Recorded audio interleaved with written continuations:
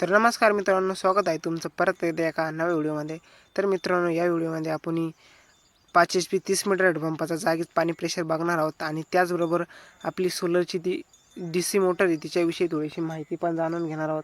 म्हणजेच की ती कशामुळे जळते आणि कशामुळे मोटरला प्रॉब्लेम येतो वगैरे काय सगळी माहिती या व्हिडिओमध्ये आपण जाणून घेणार आहोत. तर त्यासाठी हा व्हिडिओ शेवटपर्यंत नक्की बघा. तर चला व्हिडिओला सुरुवात करूया. तर त्यासाठी बघू शकता आपण रोटोमॅक कंपनीची 5 HPची मोटर घेतलेली टेस्टिंगसाठी आणि त्याचबरोबर 30 मीटरचा हेडपंप आपण घेतलेला आहे सोबत आणि 30 मीटरचा हेडपंपाचा आपण जागीच पाणी प्रेशर बघणार आहे. तर चला आता मोटरीचे जे 4 नट आहे ते पहिल्यांदा खोलून घेऊया. तर मित्रांनो, सर्वात पहिले म्हणजे मोटरीचं पाण्यामध्ये सोडण्याच्या अगोदर त्यातलं जे कुलंट पाणी आहे किंवा फिल्टर पाणी आहे ते नक्की चेक करा, म्हणजे मोटर जळणार नाही किंवा खराब होणार नाही. काही वेळेस काय होतं, तुम्ही कंपनीकडून मोटर येते आणि तुम्ही पाणी न चेक करता पाण्यामध्ये सोडून द्या, त्या विहिरीमध्ये असो किंवा बोरमध्ये किंवा तळ्यामध्ये, आणि ती मोटर चालू झाल्यानंतर त्यात पाणी नसल्यामुळे ती जागीच जळून जाते आणि मोटरीला प्रॉब्लेम येऊन जातो. किंवा काही वेळेस जर गाळ वगैरे असलं तर गाळ वगैरे खेचून घेते ती मोटर मग पाणी नसल्यावरती, आणि जवळ गाळ ओला आहे त्यावर चालते आणि त्यानंतर खराब होऊन जाते. त्यामुळे सर्वात पहिले म्हणजे मोटरीतलं पाणी चेक करा.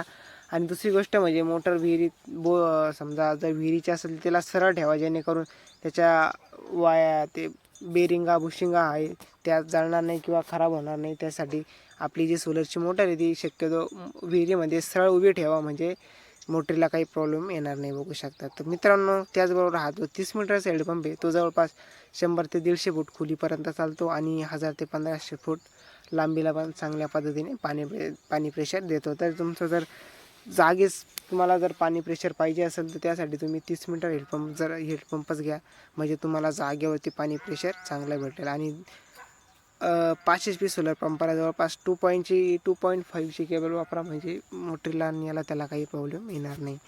तर चला आता यानंतर आपण मस्तपैकी त्याचा पाणी प्रेशर बघूया. तर बघू शकता मित्रांनो, हा 30 मीटर हेडपंपाचा जागच्या जागीच पाणी प्रेशर इथं जवळपास 40 ते 50 फुटावरती सोडलेली मोटर, कारण की त्यांची विरका जास्त खोल नाही, त्याच्यामुळं बघू शकता तिने 30 मीटर हेडपंप घेतलेला आहे आणि 30 मीटर हेडपंपाचा तुम्ही जागच्या जागीचा हा पाणी प्रेशर बघू शकताय. आणि या साईडला सोलर पंप पण इन्स्टॉल झालेला बघू शकता रोटोमॅक कंपनीचा. आणि पाईपाची साईज जवळपास 2 इंची साईज आहे, 2.25 इंची बघू शकता. आणि एकदम चांगल्या पद्धतीनं पाणी प्रेशर मारलेलं आहे. जर त्यांनी याचऐवजी जर 50 किंवा 70 मीटरचा हेडपंप जर विहिरीमध्ये टाकला असता तर पाणी प्रेशर खूप कमी चालला असता, कारण की त्याला दाबच नसता, त्याच्यामुळे पाणी प्रेशर कमी चालला असता. बघू शकता.